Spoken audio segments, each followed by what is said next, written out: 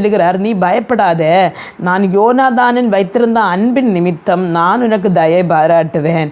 அதனால் நான் உனக்கு சவுலின் நிலங்களை எல்லாம் உனக்கு நான் திருப்பி கொடுப்பேன். அது மட்டுமல்ல, நீ நித்தம் என்னோடு கூட என் பந்தியிலே போஜனம் புசிப்பாய் என்று சொல்லி அவர் சொல்லுகிறார்.